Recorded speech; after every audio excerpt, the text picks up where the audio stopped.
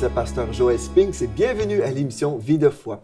Aujourd'hui, j'ai la grâce de recevoir dans les studios les pasteurs Beumier, apôtre Pierre Beumier et son épouse, une enseignante de la parole de Dieu, Christine Beumier. Bonjour et bienvenue. Bonjour, pasteur Joël. Oui, c'est merveilleux de vous avoir encore avec nous aujourd'hui. Vous êtes les fondateurs du ministère Apollos International et vous circulez partout à travers la francophonie en déclarant que Jésus guérit encore aujourd'hui. Absolument. Exactement. Gloire à Dieu. Et vous êtes de passage ici au Québec et vous apportez cette bonne nouvelle. Et aujourd'hui, on poursuit dans l'étude qu'on a commencée hier qui nous parle justement que Dieu nous appelle à témoigner de sa bonté. Comme quand nous sommes guéris, Dieu veut qu'on puisse le déclarer et partager cette bonne nouvelle, que ce soit la guérison, peu importe la bénédiction que Dieu nous donne. Dieu nous appelle à vraiment parler de ses bontés comme ça. Amen, tout à fait, oui. Oui. Oui, c'est très important de dire ce que Dieu a fait pour nous. Parce que lorsque vous apportez votre témoignage de la puissance que Dieu a développée en vous, ce qu'il a fait à l'intérieur de vous, les personnes s'identifient à ce que vous vivez et ce témoignage va toucher leur cœur et il va se passer quelque chose d'important dans leur vie. Ouais. Gloire à Dieu. Et il y a un texte en parole de Dieu dans Hébreux 2 qui nous en parle justement. Je ne sais pas si vous voulez, Christine ou... Oui, je vais vous le lire, là, oui, je l'ai. Dieu appuyant leur témoignage par des signes, des prodiges et divers miracles, et par les dons du Saint-Esprit distribués selon sa volonté. Amen. Voilà. Donc c'est un texte qui montre que quand on apporte son témoignage, il va se passer quelque chose. Pourquoi? Parce que Dieu l'a promis. Et Dieu n'est pas un Dieu pour mentir. Il va accomplir ce qu'il a promis. Lorsque tu témoignes à la gloire de Dieu, ce qu'il a fait, lorsque tu lui donnes toute la gloire pour ce qu'il a accompli, eh bien, il se passe quelque chose. Et on a de nombreux témoignages de ce que Dieu fait. Et il faut les partager. Et chaque personne, moi je conseille aux personnes qui ont vécu quelque chose avec Christ de le témoigner absolument, de dire, j'ai vécu cela. Voilà comment j'étais avant, voilà ce que Christ a fait pour moi, et voilà comment je suis aujourd'hui. C'est ça. Et ça, c'est le témoignage. Et comme on a mentionné hier dans l'émission précédente, en fait, quelqu'un qui vous entend témoigner, cette personne-là, même si elle vit toutes sortes de doutes par rapport à la foi, bien, elle ne peut jamais dire, bien, c'est faux là, ce que tu dis. Si vous dites, bien, autrefois, j'étais malade ou j'étais en dépression et Jésus m'a totalement délivré, et aujourd'hui, je suis heureux, dans la joie, guéri, bien, la personne ne peut pas dire, non, c'est faux. Là. On peut argumenter des théologies, mais pas une expérience vécue. C'est ça. Donc, ça, c'est tellement merveilleux. Et le texte que vous venez de lire, dans Hébreux 2, 4, Dieu appuyant leur témoignage par des signes et des prodiges et des miracles. Bon, mais ici, une chose importante, c'est le mot témoignage. Absolument. Si personne n'osait parler, parce que peut-être un esprit de crainte est là, on se laisse intimider, bien, les signes, les prodiges et les miracles n'auraient pas eu lieu. Absolument, absolument. Et il dit bien leur témoignage. Jésus a dit, vous serez mes témoins. Oui. Nous sommes les témoins du Christ. C'est Nous ça. sommes les témoins de ce qu'il a fait dans notre vie. Amen. Et un témoin, c'est quelqu'un qui a vécu quelque chose personnellement ou qui a participé à quelque chose et qui l'a vu et qui va témoigner de ce qu'il a vu ou de ce qu'il a vécu. Donc le témoin, c'est vraiment quelqu'un d'important. Et il y a un récit dans le livre de Luc, l'évangile de Luc au chapitre 7, je le cite de mémoire comme ça, c'est Jean-Baptiste qui se pose des questions par rapport à Christ. Et au verset 18, il est dit, Jean fut informé de toutes ces choses, Jésus vient de ressusciter le fils de la veuve de Naïn. Et là, Jean-Baptiste apprend ces choses. Jean-Baptiste est en prison, il est arrêté, et il va envoyer ses disciples auprès de Jésus pour poser la question, verset 20, « Es-tu celui qui doit venir ou devons-nous en attendre un autre ?» Tout d'un coup, il y a du doute. Et je pense qu'il y a beaucoup de personnes qui peuvent douter, est-ce que Jésus peut vraiment me guérir? Est-ce qu'il veut me délivrer? Est-ce qu'il peut changer ma vie? Est-ce qu'il peut enlever les troubles que j'ai dans mon sommeil ou dans ma vie de tous les jours? Est-ce qu'il peut me guérir quelque part? Et verset 21 dit, « À l'heure même, Jésus guérit plusieurs personnes de maladies, d'infirmités, d'esprits malins, et rendit la vue à plusieurs aveugles, et il leur répondit, « Allez rapporter à Jean, ou plutôt allez témoigner à Jean, ce que vous avez vu de vos yeux, témoin oculaire, et entendu. Les aveugles voient, les boiteux marchent, les lépreux sont purifiés, les sourds entendent, les morts ressuscitent, la bonne nouvelle est annoncée aux pauvres. » Et Jésus est en train, d'abord il a fait une démonstration de guérison, les gens l'ont vu, Mais il a cité un texte qui se trouve dans Ésaïe 35, versets 4 et 5, qui dit exactement ce qu'on vient de lire ici, n'est-ce pas? Et qui parle du Messie, et qui confirme qu'il est réellement le Messie, Jésus de Nazareth, celui qui allait sauver le monde, le sauveur du monde. C'est extraordinaire. Allez raconter ce que vous avez vu. Le témoignage accompagné de signes, de prodiges et de miracles. Amen. Extraordinaire. Oui, et ce que vous dites, en fait, confirme la parole de Dieu. Dans 1 Corinthiens, chapitre 2 plutôt, je crois. Oui, au verset 4, il est écrit « Ma parole », c'est l'apôtre Paul qui disait ici, justement, comment il est arrivé aux Corinthiens, au verset 4, « Ma parole et ma prédication ne reposaient pas sur les discours persuasifs de la sagesse, mais sur une démonstration d'esprit et de puissance, afin que votre foi soit fondée non sur la sagesse des hommes, mais sur la puissance de Dieu. » Et ici, on pourrait continuer. Je me souviens, on était en prière ici dans les studios, et puis j'ai vraiment eu un bon temps dans la parole de Dieu, dans la prière, et l'Esprit de Dieu m'a invité à venir lire ce texte-là. Et comme je lisais, on voit le texte, et même le chapitre précédent aussi, là, il nous parle de la croix, la puissance de la croix. Amen. Et comme je lisais ça, ici, j'ai eu un réma spécial que je n'avais jamais eu, ça fait juste quelques semaines de ça. Ça nous dit, au verset 5, « Afin que votre foi soit fondée non sur la sagesse des hommes, mais sur la puissance de Dieu. » Mais comment trouver la puissance de Dieu? C'est toujours l'œuvre de la croix. Donc, le message de la croix est la puissance. 1 Corinthiens 1,18, c'est la puissance de Dieu. Donc, souvent, j'ai pensé, en lisant ce texte, que ça nous parlait toujours d'une démonstration juste de miracles. Mais en fait, c'est vraiment, quand on proclame la croix de Christ, les miracles vont vraiment appuyer ce message-là. Donc, on témoigne de notre foi dans l'œuvre de la croix, parce que c'est là notre source de victoire. Et là, ça nous dit, ce que je trouve, je vais relire encore, « Ma parole et ma prédication ne reposaient pas sur les discours persuasifs de la sagesse. » Donc, ce n'est pas un raisonnement humain, de la religion, tout ça, mais sur une démonstration d'esprit, de puissance, afin que votre foi soit fondée non sur la sagesse des hommes, mais sur la puissance de Dieu. Donc, notre foi fondée sur la puissance de Dieu nous revient à 1 Corinthiens 1,18 qui nous parle que c'est la croix qui est la puissance de Dieu.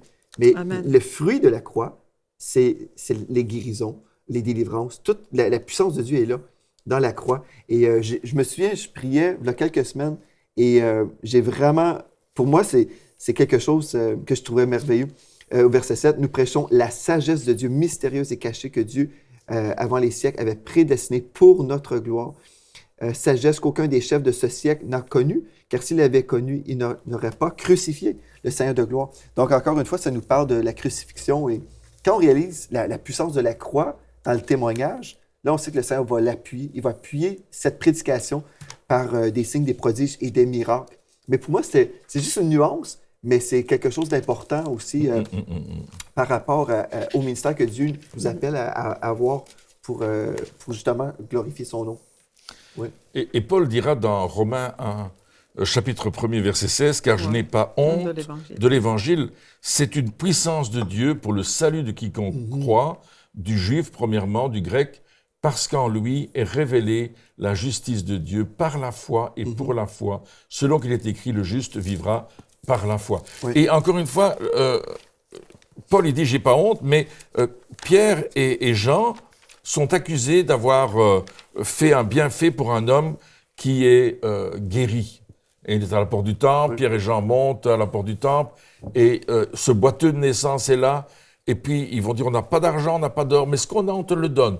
Au nom de Jésus-Christ de Nazareth, lève-toi et marche. Et le prenant par la main, ils le font lever. Cet homme se met debout, et il commence à sauter, à danser, à louer Dieu, il rentre dans le temple, il adore Dieu.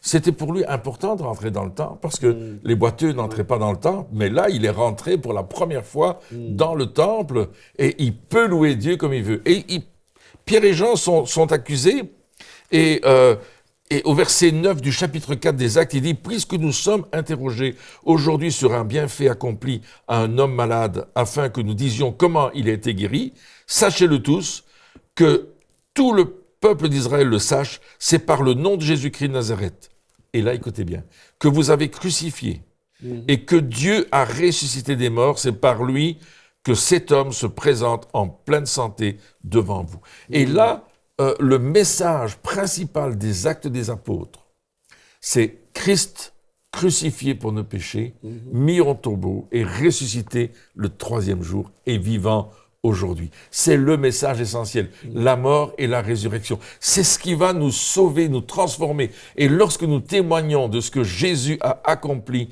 les signes et les prodiges suivent. Amen. C'est extraordinaire. C'est ça, parce qu'on peut prêcher uniquement le message du salut, la croix, la résurrection, mais Dieu veut aussi, je crois, là, qu'on puisse manifester la résurrection, la vie de la résurrection.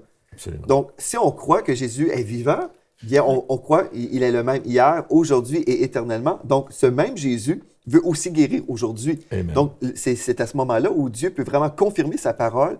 Et on le retrouve dans la parole encore dans Marc 16, le verset 20, où il est écrit « Ils s'en allèrent prêcher partout. Le Seigneur travaillait avec eux et confirmait la parole par les miracles qui l'accompagnaient. » Et encore une fois, on voit ça ici, c'est merveilleux comment Dieu veut confirmer justement la résurrection de son Fils par le ministère et vraiment une manifestation de ses guérisons et vraiment de la puissance de Dieu. La confirmation de la parole est importante. C'est vraiment important. Oui, je me souviens, en fait, quand j'étais plus jeune, on me disait toujours, mais on ne peut pas prouver que Dieu existe. Et c'est un mensonge, parce que Dieu se démontre. Dieu, justement, il ne veut pas, et on l'a vu avec Jean-Baptiste, on le voit ici, il ne veut pas que les gens croient simplement parce qu'ils entendent une parole. Il veut vraiment dire, mais je suis là et puis je vous aime. C'est un Dieu d'amour, de compassion, et qui veut utiliser chacun dans l'Église pour démontrer cet amour, cette compassion, cette puissance, et justement par les miracles. Faire des choses que... Il n'y a que lui qui est capable de faire, mais en même temps, c'est toujours pour faire du bien. On l'a lu, hein, Jésus faisait du bien. Ici, les apôtres sont accusés pour un bienfait. Donc Dieu veut se manifester dans le bien, dans l'amour, dans quelque chose d'extraordinaire qu'il veut faire à travers chacun de ses enfants. Et ça, c'est vraiment important. Là où vous vous trouvez, là où maintenant, il y a quelque chose de bien à faire pour ceux qui vous entourent de la part de Dieu. Ce que vous dites, c'est exactement vrai parce que, justement, vous serez mes témoins. Mais chaque enfant de Dieu est appelé à être un témoin. Oui. Mais ce n'est pas un témoin simplement qui dit « bien, j'ai vu quelque chose », mais c'est quelqu'un qui est capable aussi de reproduire ce qu'il a vu vraiment. Et le texte dans Marc 16, si on reprend juste quelques versets avant, au verset 17, un texte qu'on a souvent cité, mais quand j'étais en Afrique, en fait, j'ai reçu un réma personnel dans ma vie.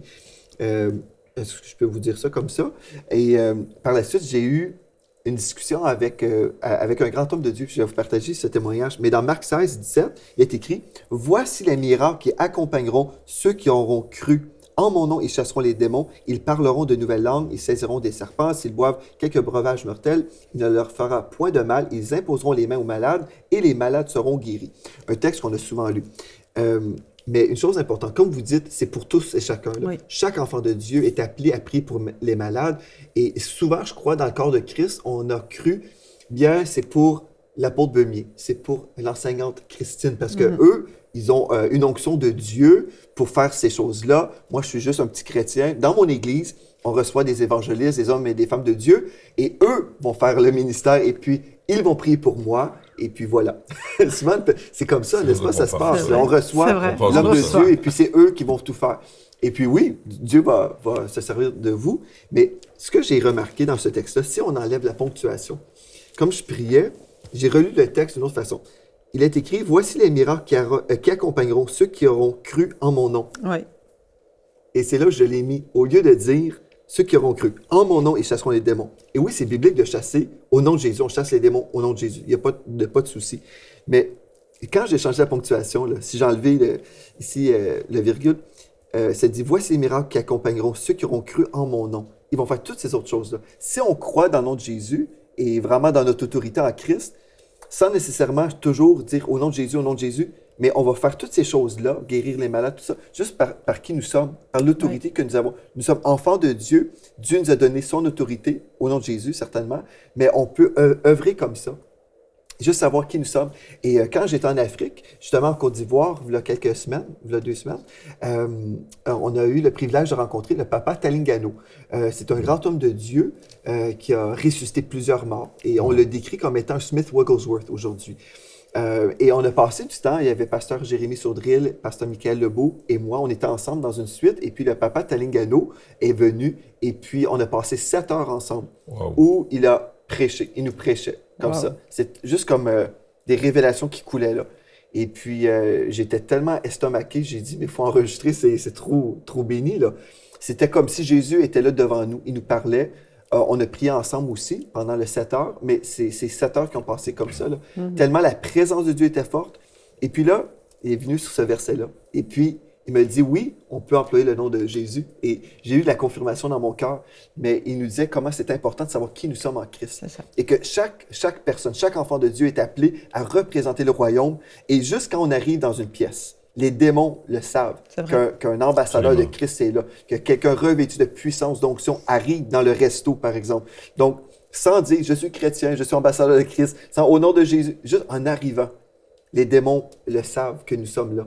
Et je vous raconte ça parce que je trouve ça intéressant d'avoir reçu la confirmation juste la journée même ou la journée après, je me souviens plus trop, mais vraiment, c'est béni de savoir, bon, Dieu veut vraiment qu'on soit tous comme utilisés entre ses mains pour faire l'œuvre du ministère comme ça. C'est pas simplement pour vous, parce que vous avez cette onction, mais c'est pour chaque enfant de Dieu. Amen. Ça, c'est...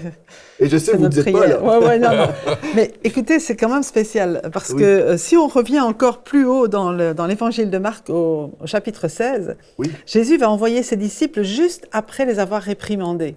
Parce que si on lit au verset 14, il dit « Enfin, il apparut aux 11, pendant qu'ils étaient à table, et il leur reprocha leur incrédulité et la dureté de leur cœur, parce qu'ils n'avaient pas cru ceux qu'il avait ressuscités. » Ces disciples qu'il avait vu ressusciter, oui. Ces disciples qui ont vécu avec lui pendant 3 ans et demi, qui l'ont vu faire des miracles, ressusciter des morts, quand on leur a dit que Jésus était ressuscité, ils ne l'ont pas cru. Alors, je ne sais pas vous, mais moi, je ne ferai pas confiance à des gens comme ça. Mais juste après leur avoir reproché leur incrédulité, il leur dit maintenant, allez. Allez par tout le monde et prêchez la bonne nouvelle à toute la création. Et c'est là qu'il dit, celui qui croira, qui sera baptisé, sera sauvé, celui qui ne croira pas sera condamné. Voici les miracles qui accompagneront ceux qui auront cru en mon nom, ceux qui auront cru à ma résurrection, ceux qui auront cru que je suis mort et ressuscité pour eux. Tous ceux-là vont recevoir cet impact et vont pouvoir aller non seulement annoncer la mort et la résurrection de Jésus-Christ, mais avoir ces miracles qui accompagnent. Donc, c'est pas seulement, là, il ne s'adresse pas aux disciples. Il dit aux disciples, vous allez annoncer l'Évangile, mais ceux qui vont croire ce que vous allez dire, voilà les miracles qui vont les accompagner. Si nous, aujourd'hui, et nous croyons aujourd'hui ce que les disciples ont dit, nous croyons la parole de Dieu, nous croyons ce que Dieu dit dans sa parole, alors automatiquement, Dieu dit, mais vous croyez cela, vous annoncez la bonne nouvelle de l'Évangile et du pardon des péchés par la mort et la résurrection de Jésus-Christ, et Dieu va accompagner votre prédication par les miracles. C'est pour chacun aujourd'hui, chacun de ceux qui croient de nos jours. Et bien sûr, on a vu les disciples, ils avaient peur, ils étaient incrédules, et on sait qu'entre le verset 19 où Jésus est monté au ciel, s'est assis à la droite de Dieu, et le verset 20 où ils sont allés prêcher partout, il y a eu acte 2. Il y a eu la Pentecôte. Mais aujourd'hui, le Saint-Esprit est là aussi pour nous conduire dans toute la vérité et pour nous impacter. Vous savez, on recherche le baptême dans le Saint-Esprit. Et si on voit Acte 1:8, vous recevrez une puissance. Oui, Seigneur, donne-moi la puissance. Mais ce n'est pas pour rester dans notre fauteuil. Non. Ça ne sert à rien d'avoir la puissance de Dieu juste pour se faire du bien à l'église le dimanche matin. La puissance de Dieu, elle nous est donnée pour qu'on soit justement des témoins et pour qu'on manifeste l'amour et la puissance de Dieu autour de nous et les œuvres du royaume de Dieu. Parce que tout ça est en rapport avec le royaume de Dieu. Amen. Amen. Wow, vous êtes impressionné par votre réponse. Oui. Gloire à Dieu. C'est merveilleux. Donc, c'est vraiment pour tous et chacun. Et c'est pour ça que quand vous faites vos ateliers ou vos conférences sur la guérison, vous voulez vraiment enseigner, mais aussi relâcher les gens dans le ministère. Le but, c'est que chacun, là où il se trouve, puisse annoncer l'Évangile et prier pour les malades. Et c'est pour ça qu'on peut voir en ce moment une armée qui se lève. Des gens, des hommes et des femmes, des hommes et des femmes qui prêchent l'Évangile, qui vont dans les rues, dans les centres d'achat, qui prient pour les malades. En fait, c'est un retour au livre des Actes. Parce que dans le livre des Actes, on voit l'Église primitive était vraiment vivante et puis elle circulait partout et puis elle renversait toutes sortes de choses. C'est vrai. J'ai un de mes amis qui enseigne la guérison aussi, il s'appelle Ian Andrews. C'est un anglophone, il travaille surtout dans le monde anglophone. Et il est allé au Japon, dans un petit groupe de chrétiens. Et il leur a enseigné comment prier pour les malades. Et puis il est revenu l'année d'après, et le groupe de 10 avait grandi, mais explosé, à tel point qu'ils étaient dans un autre lieu, parce qu'on ne pouvait plus contenir les gens dans cette petite pièce. Et il a dit, mais comment vous avez fait? Il dit, on est allé dans le centre d'achat. Et au Japon, quand vous êtes malade, vous mettez un masque sur votre visage. Oui. Il dit, on savait qui était malade, on allait prier pour eux. Et les gens ont donné leur vie au Seigneur et sont maintenant dans notre groupe. Extraordinaire. C'est ça notre désir, c'est que les gens... Le témoignage, alors on parle de guérison, mais je pense que si on a une façon claire d'annoncer l'Évangile, ça va aussi amener les gens au Seigneur. Si on sait exactement comment amener les gens avec le message, le bon message de la parole de Dieu pour les personnes, il y a des miracles qui se passent. On a vu des gens qui étaient percés, transpercés par la parole de Dieu. La parole de Dieu est vivante et efficace, nous dit Hébreux 4.12, plus tranchante qu'une épée à deux tranchants. Elle pénètre l'âme, elle sépare l'âme, l'esprit. Il y a quelque chose qui se passe quand la parole de Dieu est prêchée, lorsqu'elle est partagée. Et même si les gens ne savent pas que c'est la parole, toi tu le sais. Et tu sais le témoignage de la parole. Bam! Ça touche les cœurs. Oui. Et puis les gens ils disent, waouh, mais ce que tu me dis, c'est Jésus avec les compagnons d'Emmaüs. Ils ont quitté Jérusalem, Jésus était crucifié, mis au tombeau. Des gens leur ont raconté qu'il était ressuscité, mais ils n'y croyaient pas trop. Et puis ils s'en allaient, ils étaient déçus, la déception, la tristesse. Et puis Jésus fait route avec eux. Et il ne dit pas qui il est. Il les accompagne.